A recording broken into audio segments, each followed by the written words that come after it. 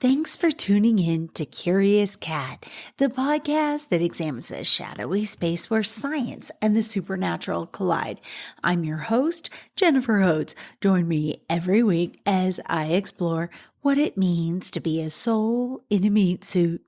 Welcome to Curious Cat.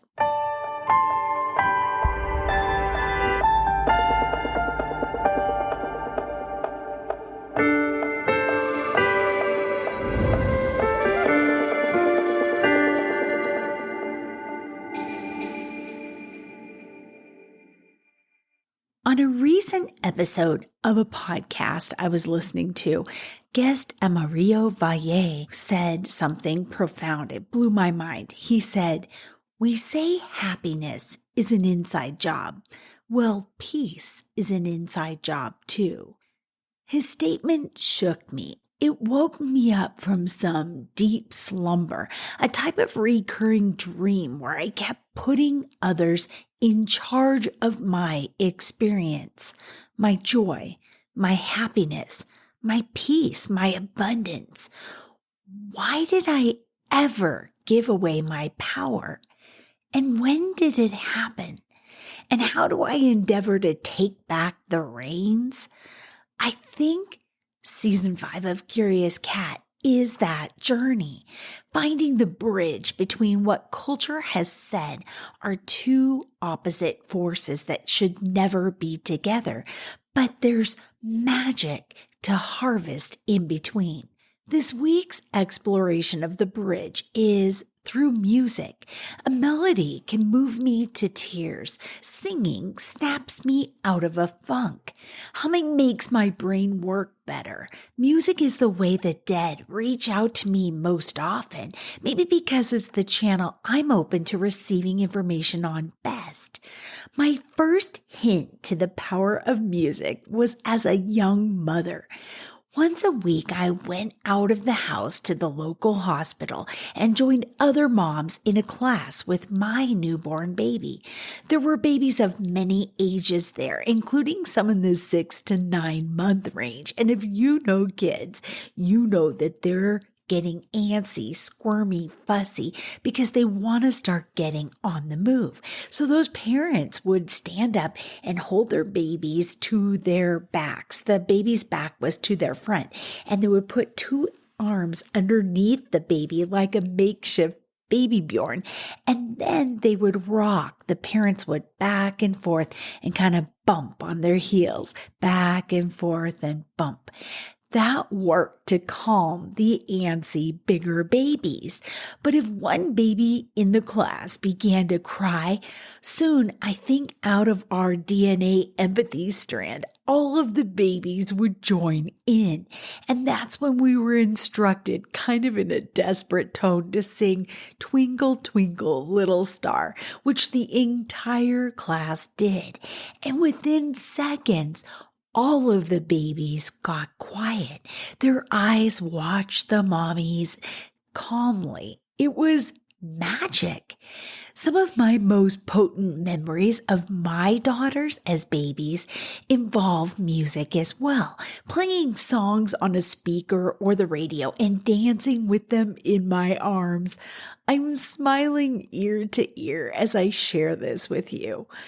Is there a song that makes you feel calm, sad, brings up a funny memory, or annoys the heck out of you? Okay, my annoying song is 12 Days of Christmas.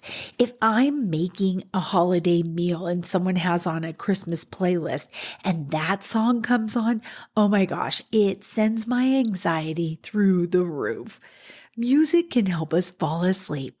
A certain song can give us more energy than a cup of coffee, enough to stay alert behind the wheel on a long drive.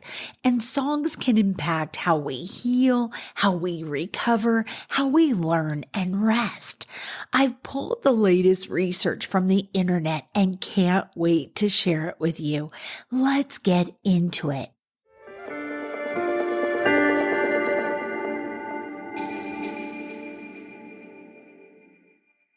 Here's an overview of when I asked AI the question, can sound heal the body? The potential benefits of sound healing, also known as music therapy, are a subject of ongoing research and debate. Evidence supporting benefits: stress reduction. Studies have shown that listening to soothing music can reduce stress, anxiety, and blood pressure. Improve sleep. Music therapy has been found to improve sleep quality in people with insomnia and other sleep disorders. Pain management. Some studies suggest that music therapy can help reduce chronic pain and improve pain management in patients with conditions such as fibromyalgia and cancer. Mood regulation. Music therapy can help regulate mood and reduce symptoms of depression and anxiety. Increased relaxation. Sound vibrations can induce a deep state of relaxation, which may promote healing and well-being. Mechanisms of action. Brainwave entrainment. The rhythmic nature of music can synchronize brainwaves, leading to relaxation and altered states of consciousness. Neurotransmitter release. Music therapy can stimulate the release of neurotransmitters associated with pleasure, relaxation, and pain reduction. Autonomic nervous system modulation. Music can influence the autonomic nervous system, promoting the rest and digest responses. They also provided some limitations of sound therapy, music therapy, and some cautions. Limited scientific evidence. While there is evidence to support the benefits of sound healing, more research is needed to establish its efficacy and safety. Individual variability. The effects of sound healing can vary significantly depending on the individual, their preferences, and the type of music or sound used. Potential side effects. Some people may experience adverse effects from sound therapy, such as a headache, dizziness, or nausea. It's not a substitute for medical care, they warn. Sound healing should not be used as a substitute for conventional medical treatment. It's important to consult with a healthcare professional before using sound therapy for any medical conditions. And they conclude with this: while the evidence supporting the benefits of sound healing is promising, it is important to note that more research is needed. It may be a complementary therapy that can provide some benefits for stress reduction, pain management, and mood regulation. However, it is not a substitute for medical care. Okay, that was a pretty darn good overview. Thank you, AI. And I like to think, in case you're kind of adverse to AI, I'm trying to inject the woo into AI so that it's not a bunch of, people that maybe are computer programmers that are generating the information that AI is learning from. And so this is my little way of helping expand the horizons of AI. Here's some of the latest research on music and healing. Psychology Today's article about the healing power of sounds was authored by Dr. Marilyn Way. Psychology Today published this article with her titled "The Healing Power of Sound as Meditation." In it, Way writes, research suggests sound as a powerful tool to reduce pain, anxiety, and more. Science is still catching up to understanding how sound heals, but the current research is promising. A review of 400 published scientific articles on music as medicine found strong evidence that music has mental and physical health benefits in improving mood and reducing stress. In fact, rhythm in particular over a melody can provide physical pain relief. One study published in the Journal of Evidence-Based Integrative Medicine found that an hour-long sound meditation helped people reduce tension, anger, fatigue, anxiety, and depression while increasing a sense of spiritual well-being. The sound meditation used a range of Tibetan singing bowls, crystal singing bowls, gongs, ting shas, or tiny cymbals, dorges or bells, didgeridoos from Australia, and other small bells. The main instrument used was the singing bowls for 95% of the sessions. People who had never done sound meditation experienced significantly less tension and anxiety afterwards, as well as those who had done it before. There are many different theories that attempt to explain why sound experiences can be linked with deep relaxation and physical pain relief. One study is that sound works through the vibrational tactile effects on the entire body. Sound could stimulate touch fibers that affect pain perception. One study of people with fibromyalgia found that 10 treatments twice per week for 5 weeks of low-frequency sound stimulation improved sleep and decreased pain, allowing nearly 3/4 of participants to reduce their pain medication. That's just amazing. Sound-based vibration treatment has been shown to help people with pain from arthritis, menstrual pain, post-operative pain, knee replacement pain. Sound-based treatment has even been found to improve mobility, reduce muscle pain and stiffness, increase blood circulation, and lower blood pressure. Another theory on the benefits of sound rests on the concept of binaural beats or brain entrainment, which hypothesizes that listening to certain frequencies can synchronize and change one's brain waves. Electrical activity in the brain is displayed in the form of brain waves or rhythmic repetitive frequencies. These rhythms can be measured using a device called an EEG.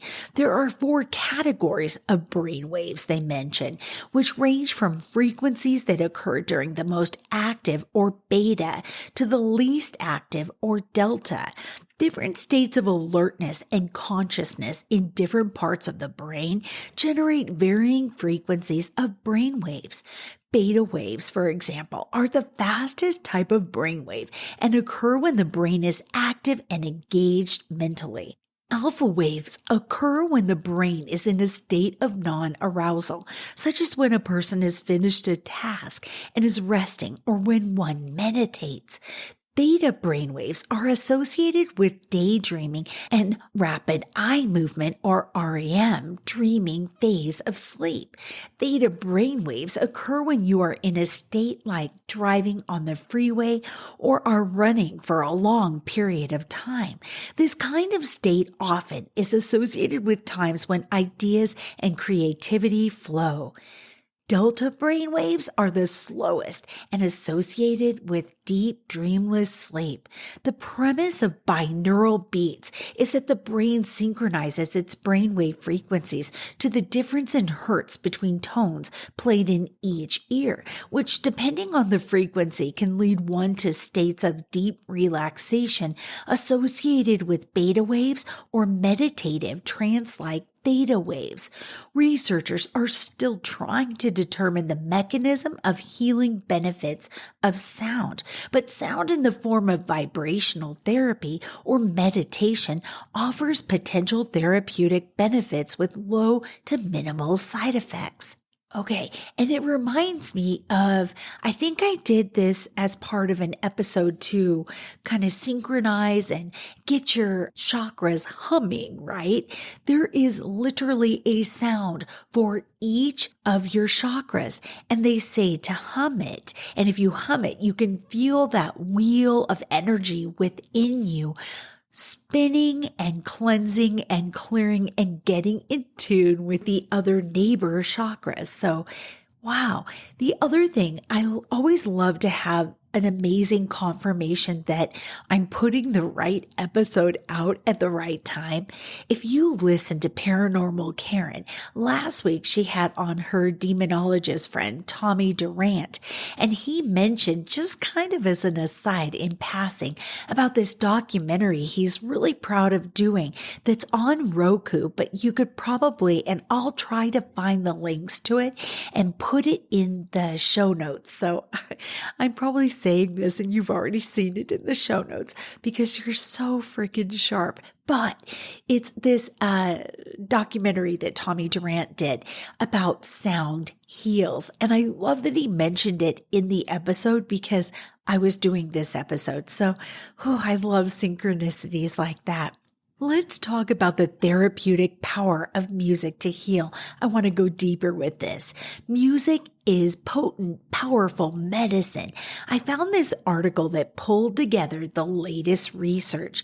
In it, David Victor for Harmony and Healing writes, whether it's used in hospitals or hospices, music can provide comfort for those who are ill and help them cope with their illness better. Music helps people heal on a physical level by providing transformative relaxation that reduces stress levels and improves cognitive functions. It also provides emotional healing by helping us express feelings of grief, fear, or sadness, which often accompany hospital stays or end-of-life situations in particular. Music has long been used as a source of comfort and solace in times of stress. It can provide a sense of connection, support, and understanding during difficult moments. The history of music in healthcare has shown that music can reduce stress, anxiety, depression, and even chronic physical pain, which we touched upon earlier, right? Listening to calming music can help people relax and focus on the present moment. Studies by scientists have also found that listening to music helps release endorphins, hormones associated with pleasure and reducing pain, which further reduces stress levels and may even aid in the healing process. Music is often used in therapy sessions for this reason. It helps create an atmosphere and an emotion conducive to stress relief and healing emotional wounds. Music can also be used as a form of self-expression or communication when words fail us. Listening to uplifting songs or singing along with them can help boost our moods by increasing serotonin levels in the brain. And serotonin levels are the neurotransmitter responsible for regulating our emotions and feelings of happiness and sadness. Okay, last week I mentioned that a study showed that singing helped new mothers recover from postpartum depression. Wow, powerful medicine. Research has shown that listening to music can increase the release of dopamine, which is a neurotransmitter associated with pleasure and reward. This release can lead to feelings of happiness and enjoyment, which are often accompanied by the release of endorphins. The study cited above by McGill University found that dopamine levels were higher when participants listened to music they enjoyed, indicating a strong link between music and the brain's reward system. No wonder I always want to listen to music when I'm running on the treadmill, because not when I'm out in nature hiking. I don't want to listen to anything but nature. It's my carrot, right? To be on the treadmill, myself listen to music I absolutely love to keep myself running. But the article continues. Research in the science of musical therapies has also suggested that certain types of music may improve cognitive function by stimulating areas in the brain related to memory recall and learning new skills faster than usual. Okay, students out there, pay attention because this music can help you learn faster. Studies have also shown that music can enhance connectivity between the auditory and emotional regions of the brain, which can facilitate memory encoding and recall. Okay, that seems important also to people that want to prevent dementia or have loved ones that are suffering from dementia and Alzheimer's. Music is a powerful tool that can have a positive impact, bringing solace and joy to those facing difficult times. Music therapy is an evidence-based practice that uses music to address physical, emotional, cognitive, and social needs of individuals. It's been found to be beneficial in a variety of settings, including hospitals and hospices. And remember, if you aren't aware of what a hospice is, it's usually about the window of time, 90 days to 6 months away that they expect a person to pass away. Music therapy can help reduce pain levels, promote relaxation, improve communication skills, and provide comfort during those difficult times. One way music therapy can be used to reduce pain is through the use of rhythmic breathing techniques. These techniques involve the person focusing on a steady beat while taking slow, steady breaths, which helps relax the mind and the body. It gets us out of that monkey mind, right? That fight or flight. This type of intervention has been shown to decrease anxiety levels as well as lower heart rate and blood pressure, which can lead to overall pain levels going down. Another benefit of music therapy is the ability to promote a state of relaxation by providing a distraction from those stressful thoughts or feelings, getting us out of a fear loop, right? It snaps us out. Listening to calming music can help create a sense of peace and tranquility, which may allow for more effective coping strategies when dealing with difficult emotions or situations such as those experienced in hospitals or hospice settings. A study published in Frontiers in Human Neuroscience found that music interventions promote high endorphin secretion, which contributes to pain relief by lowering blood pressure, heart rate, respiratory rate, oxygen consumption, and plasma lactate levels. Music provides opportunities for improved communication between patients and healthcare providers, or even family members who may not otherwise be able to communicate effectively due to language barriers or other issues related to illness or injury. Singing familiar songs together allows for a shared experience that builds connections between people regardless of their backgrounds. Similarly, playing instruments together creates moments where both people feel heard without verbalizing their thoughts. Oh my gosh. This reminds me, have you ever been at a live sporting event, whether it's Colorado Avs hockey or a college volleyball match, or even watch something on TV, and the entire crowd, no matter which team or athlete they're there to support, start singing a song together like Sweet Caroline? It is the stuff of soul food. I have goosebumps. It reminds everyone in attendance or watching that this is just a sporting event. We are all connected as human beings in a deep way, regardless of the outcome. I just adore those moments. And those moments go hand in hand with this article because Victor continues. Music brings comfort in difficult times by allowing us to touch and express raw feelings in ways that maybe our words can't, and free of any judgment. Listening to favorite songs can provide inspiration and bring back precious memories. It's like visiting old friends we haven't seen in a while, but still hold dear to our hearts. Music for hospice patients can be the difference between despair and delight.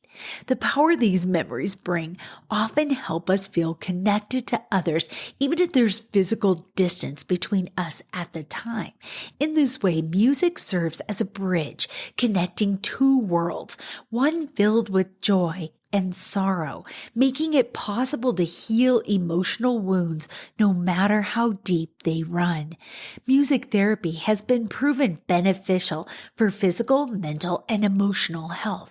As such, it is an invaluable tool in helping people heal from various ailments. I love that so much. It's so powerful. Music has, in fact, been found to be particularly beneficial for those who are grieving or suffering from PTSD or other traumas.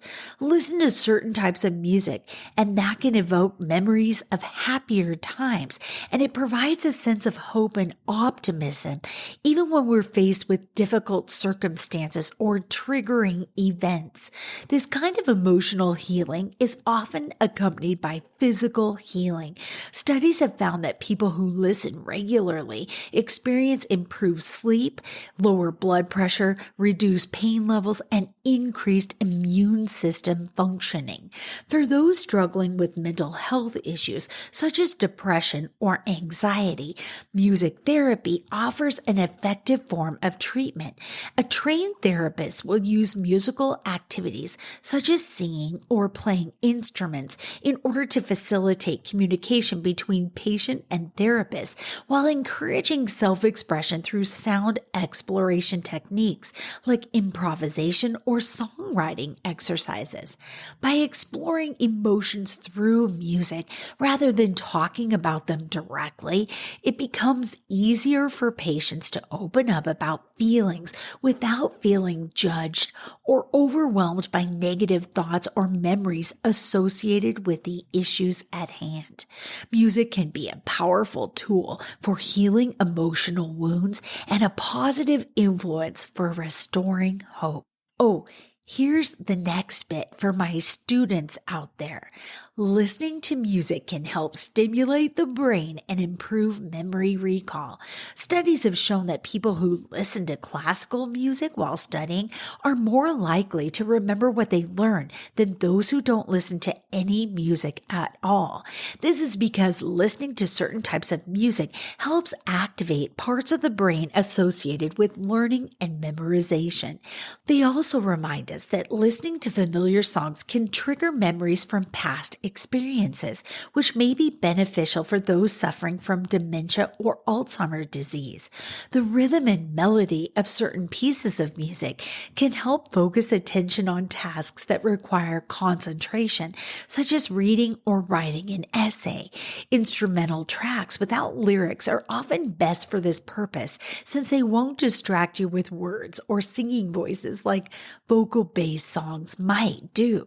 Classical works by composers such as Mozart, Beethoven, and Bach are particularly effective when it comes to aiding concentration due to their structured patterns and melodic progressions, which encourage mental clarity and focus on the task at hand rather than allowing your mind to wander off into daydreaming mode.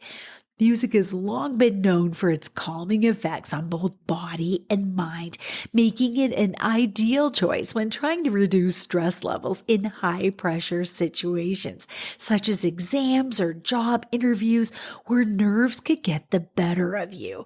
Listening to soothing sounds before taking part in those activities will not only relax your muscles, but also clear away distracting thoughts so that you can stay focused on achieving success in whatever challenges lie ahead. Use music because it's a powerful tool. It's been found to have those powerful effects on our mental and physical health, so be sure to take advantage. One study conducted at a hospital in England showed that playing classical music for cardiac surgery patients significantly reduced their anxiety levels compared to those who did not listen to music. Research suggests that listening to calming music can reduce stress and anxiety levels and help with pain management.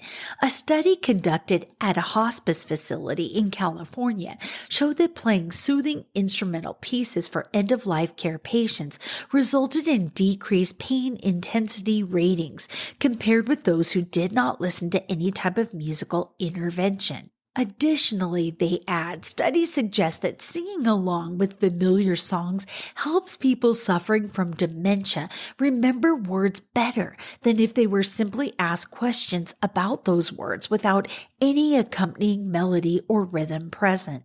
Live musical visits are becoming increasingly popular for providing comfort and solace to both hospitalized patients and their families. So live musicians often offer an opportunity for meaningful connection through song, which can provide much needed emotional support during difficult times. And their service is harmony and healing, and they provide those music-based healing modalities. And I've got their links in the show notes if you're thinking of an individual or a group that could benefit from their musical healing via Zoom. Did you catch during the article that bit about music and memory? I had to do more digging, and I found out that there's a magical connection between music and memory that's also bringing hope to dementia patients and their loved ones. So music and memory are deeply intertwined, with music serving as a powerful trigger for recalling past events and emotions, often activating areas of the brain associated with memory and emotion. Here's a more detailed look at that connection. So music as a memory trigger. Certain songs or melodies can evoke vivid memories of specific events, times, people, or places. It's a phenomenon known as music-evoked autobiographical memory. There's a brain activation. When we listen to music, it engages multiple brain regions, including the hippocampus, which is essential for memory storage and retrieval, and the amygdala, the brain's emotional center. Music often carries strong emotional associations, and these emotions can enhance memory formation and retrieval. The connection between music and memory has led to the development of music therapies, which we talked about earlier.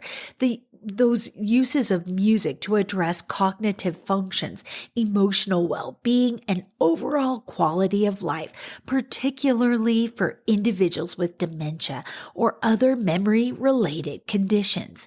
Remarkably, individuals with dementia often retain musical memory, even when other forms of memory are significantly impaired, allowing music to unlock forgotten memories and promote connection.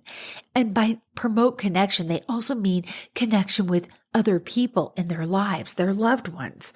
Music can help in learning and retaining information because it activates both the left and right sides of the brain at the same time, which can maximize learning and improve memory. All this talk of music brought up the impact of music in horror movies. They use it to make us jump. I know they do. And I found my answers about this from stringsandtins.com in their article titled The History and Psychology of Spooky Music and Sound Design in Film. Horror at its core is about our fear of the unknown, suspense, subverting expectations. He's a huge horror fan, and it's one of the few genres that this author can still enjoy for what it is, rather than instantly dissecting the construction of its sound and music. Well, I've managed to ruin that for myself now too, by delving into the psychology and history of music and sound design in horror film. Humans are scarily predictable creatures. We're at our most comfortable in a clean bubble of patterns and predictability. Horror dissects these comforts, manipulating them, exposing us to familiar patterns, but then subverting our expectations or warping them into something grotesque and terrifying. The majority of Western pop music is incredibly predictable in its construction, usually a 4/4 time signature. Tracks built around 16 or 32 bar building blocks of intro, verse, and chorus, familiar musical intervals and phrasing.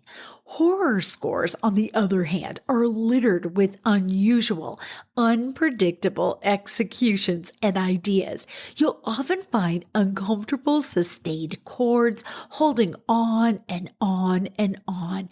We're programmed to know when a switch up is approaching in music, and we find comfort in that knowledge. While sustained notes or chords that seem like they could end in an hour or in two sounds builds and builds tension. Something's coming. but when. Composers will often use specially chosen chords that feel like they want to resolve to their root, augmented or seventh chords perhaps they mention, but actively avoid doing so. Again, avoiding that predictability and building intense tension, making us, the viewer, more and more uncomfortable. These sustained chords are often played tremolo, which is a trembling effect, or in pulsating rhythms, reminding us of our heartbeat, a ticking clock, and subconsciously life and death, artificially building the drama and tension even further. Tubular bells. The theme from The Exorcist instead plays with a constantly changing time signature, often landing on an unusual 7/8, or the theme from Halloween, which uses an unfamiliar 5/4, steering clear of comforting familiarity altogether. Dissonance is a concept that comes up often as a sound designer and composer. It's the lack of harmony among musical notes. It's the lack of agreement or harmony between people or things.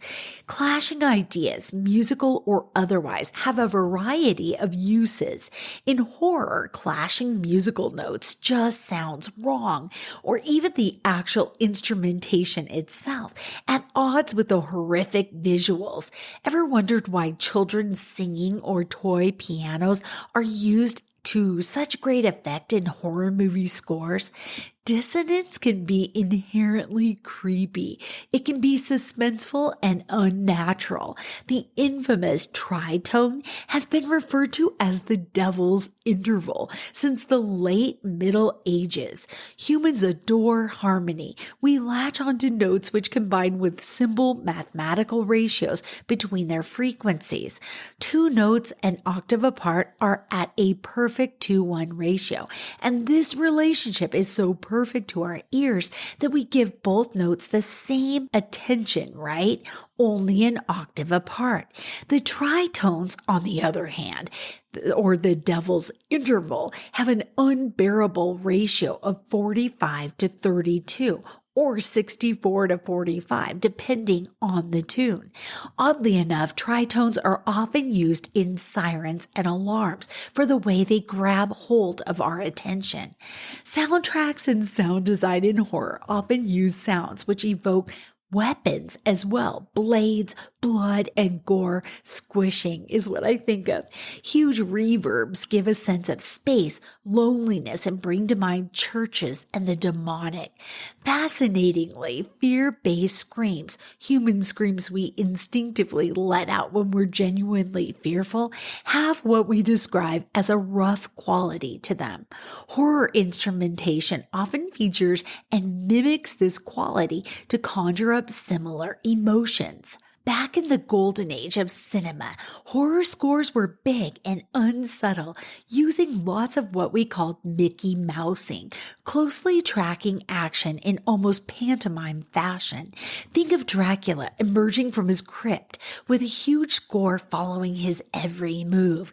The music was used to fill and overwhelm the shots. Well, that all changed in 1960 with Alfred Hitchcock's groundbreaking Psycho, scored by Bernard Herrmann. Finally, suspense and subtlety were beautifully considered and integrated into the scoring. Psycho is one of the earliest examples of the jump scare, using what's called a stinger or a scare chord. And of course, there's the iconic glissando upward stabs in shower scene. It's worth mentioning in the excellent 78-52 documentary, which delves into the stabbing sound design used and the history of this scene.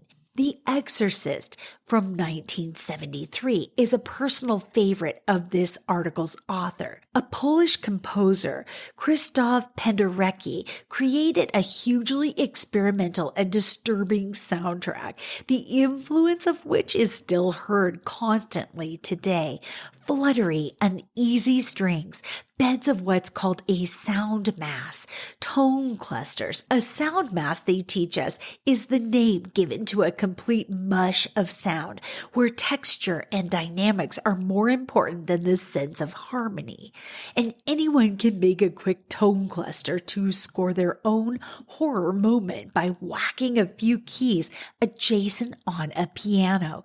Cats running down a piano are unknowingly writing their own Mickey Mouse tone clustered score. I feel like they do know what they're doing, though. Cats pretend to be stupid, but they're so smart.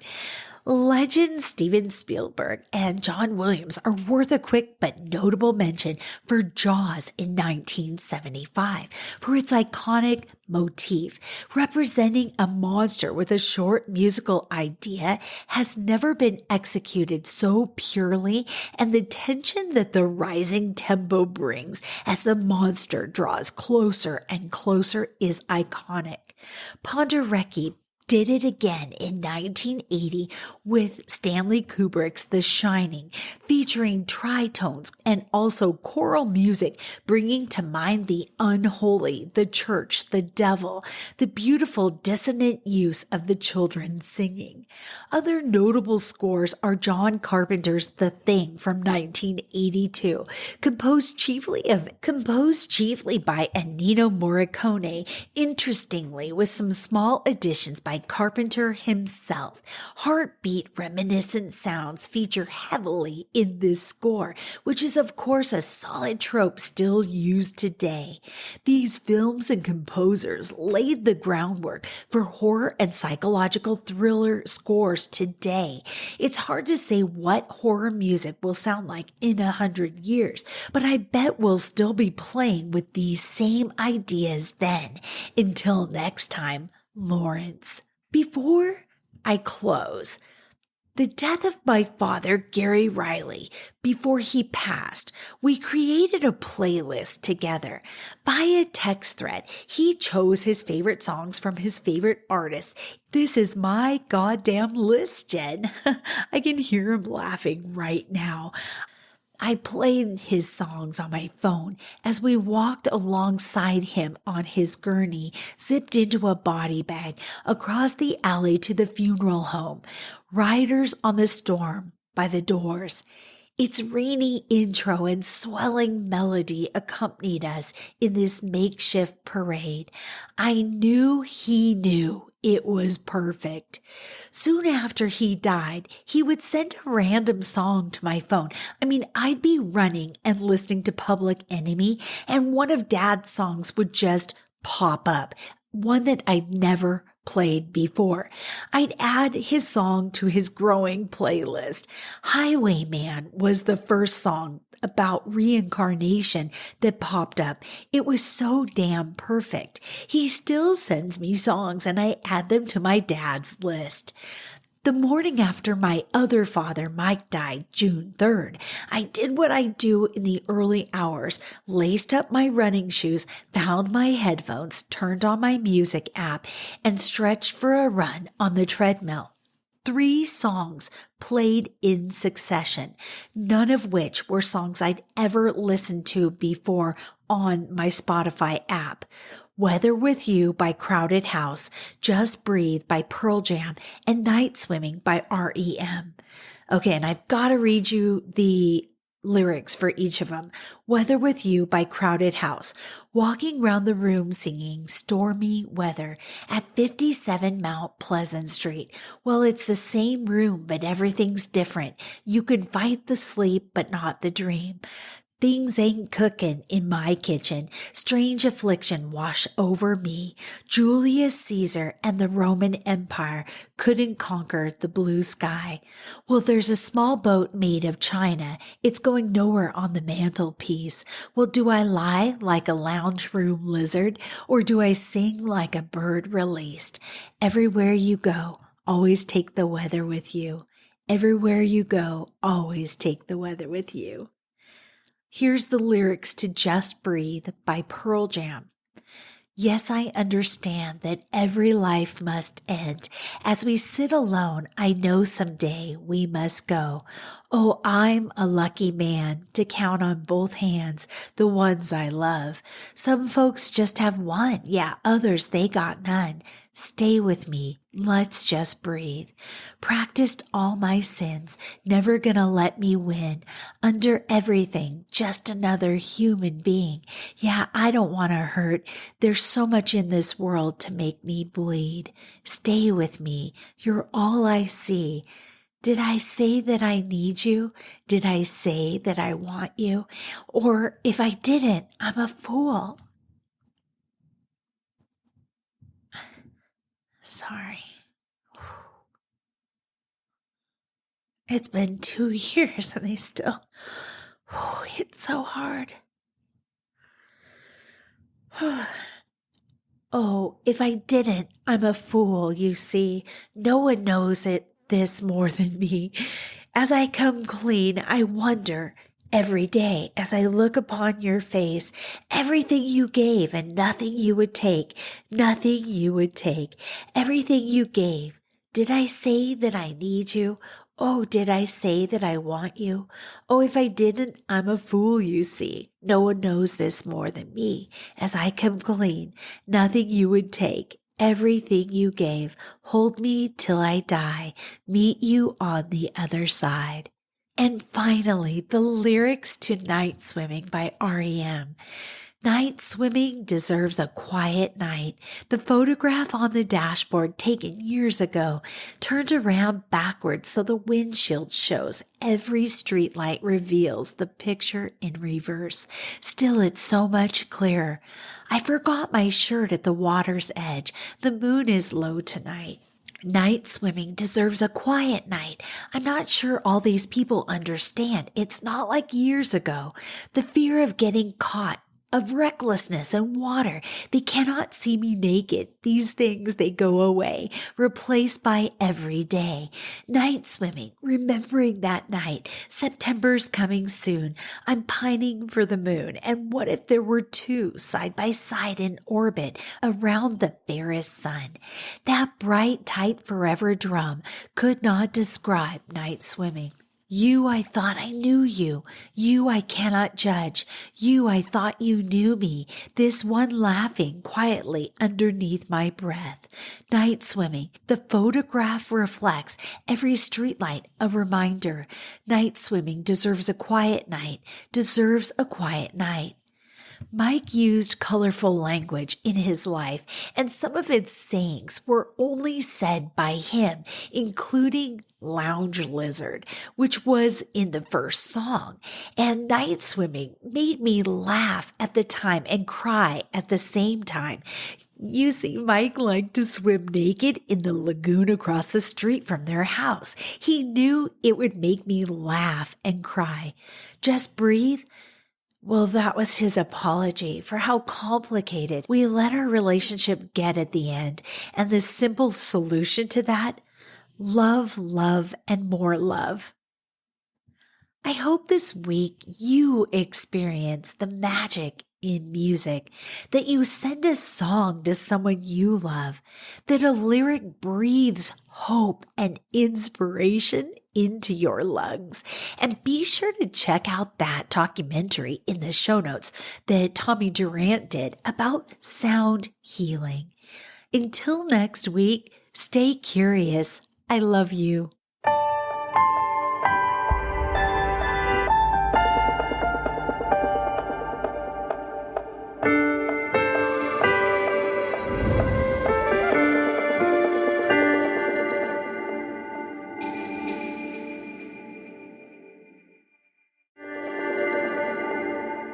Hey, you. Yes, you. Are you looking for a new podcast that appeals to your scientific curiosity, but is also a little bit spooky? Show me how I died in a past life. Well, look no further, because this cat is where it's at. He had concerns about the ethics surrounding AI, feeling they had achieved consciousness. Curious Cat Podcast examines the shadowy space where science and the supernatural collide. Listen every week with your host, Jennifer Holtz, as she and her guests explore what it means to be a soul in a meat suit. We were healing karma together. They were all kind of predestined to resolve something. Listen on all your favorite streaming apps and continue the conversation on Twitter at CuriousCatPodCA, or find Jennifer and all her links at Jennifer L. Holtz, spelled HOTES.com.